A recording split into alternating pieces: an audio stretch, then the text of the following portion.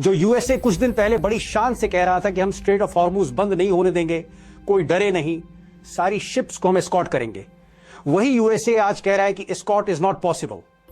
और ये सब इसलिए क्योंकि ईरान के नए सुप्रीम लीडर्स और बाकी ऑफिशियल्स काफी क्लियर हैं about choking the straight of Hormuz.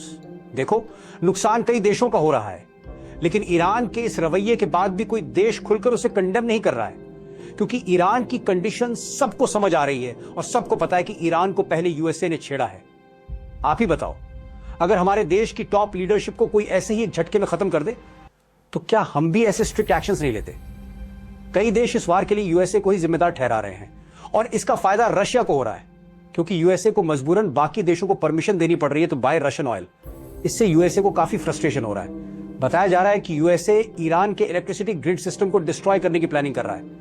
जैसे ही यह खबर ईरान को मिली, उन्होंने साफ कह दिया कि अगर ऐसा हुआ तो हम पूरे मिडिल ईस्ट के इलेक्ट्रिसिटी ग्रिड सिस्टम्स पर हमला कर देंगे। और गलती से भी यह मत सोचना कि यह वॉर जल्द खत्म होने वाली है। ईरान ने आज इराक में मौजूद फ्रेंच बेस पर भी हमला कर दिया है। कुछ रिपोर्ट्स ये भी बता रही हैं कि दुबई में भी तनाव बढ़ रहा है। ईरान अपने मिसाइल्स पर इन मेमोरी ऑफ विक्टिम्स जैसे संदेश लिखकर हमले कर रहा है। यहां तक कि ऑस्कर्स अवार्ड इवेंट को लेकर भी ईरानी स्ट्राइक थ्रेट की खबरें सामने आई हैं। The world is on fire right now, और ऐसे समय में व्यूज और टीआरपी के लिए कई मीडिया चैनल्स और कुछ स्यूडो जियोपॉलिटिकल एक्सपर्ट्स जानबूझकर आपको फेक सेंसेशनल न्यूज दिखाएंगे। आपको उस जाल में नहीं फंसना है।